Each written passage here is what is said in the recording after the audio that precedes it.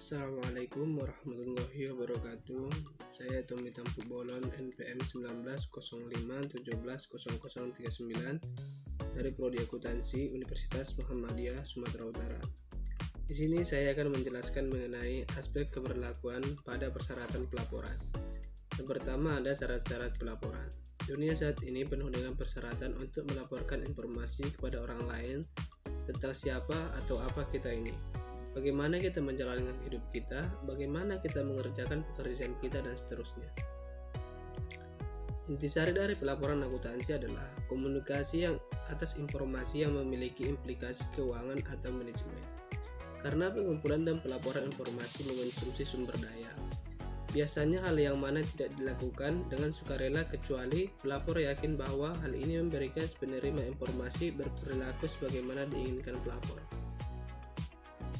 Yang kedua, ada persyaratan pelaporan mempengaruhi perilaku. Manajer dan badan regulasi menggunakan persyaratan pelaporan untuk menyediakan informasi yang dibutuhkan dan mengevaluasi perilaku dan kinerja. Persyaratan pelaporan dapat mempengaruhi perilaku pelaporan dalam beberapa cara.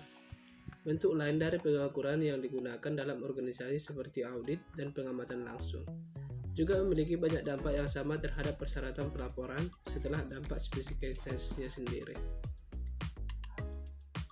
Yang pertama ada antisipasi penggunaan informasi ketika persyaratan pelaporan dikenakan. Si pengirim ingin mengetahui apakah si penerima akan mengambil suatu tindakan yang berkaitan dengan atau memiliki pendapat mengenai si pengirim karena informasi yang dilaporkan tersebut.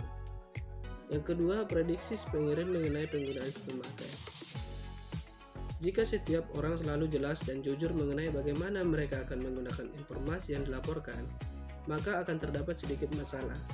Tapi masih tetap ada kemungkinan bahwa informasi tersebut kemudian digunakan dengan cara-cara yang tidak dimaksudkan ketika pertama kali informasi tersebut diminta.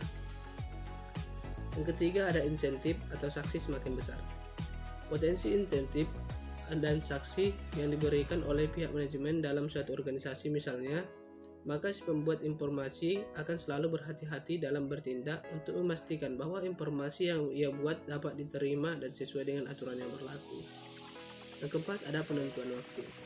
Penentuan waktu adalah faktor penting dalam menentukan apakah persyaratan pelaporan akan menyebabkan perubahan dalam perilaku pengirim atau tidak. Supaya pelaporan persyaratan dapat menyebabkan pengirim mengubah perilakunya, ia harus mengetahui persyaratan pelaporan tersebut sebelum ia bertindak. Yang kelima ada strategi respon iteratif ketika suatu pelaporan baru dikenakan. Strategi yang paling mudah adalah untuk terus berperilaku seperti biasa, melaporkan sejujurnya perilaku tersebut dan menunggu respon dari penerima. Jika tidak ada respon, maka strategi tersebut dapat diteruskan. Selanjutnya ada dampak dari persyaratan pelaporan. Persyaratan pelaporan berdampak pada akuntansi keuangan, akuntansi manajemen, akuntansi perpajakan, dan akuntansi sosial. Yang terakhir ada penilaian dampak terhadap pengirim informasi. Terdapat banyak cara untuk menilai dampak dari persyaratan pelaporan pengirim informasi.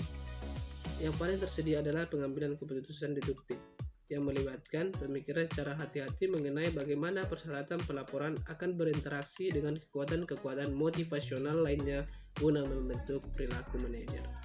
Demikianlah yang bisa saya sampaikan. Wabillahi taufiq wal hidayah. Wassalamualaikum warahmatullahi wabarakatuh.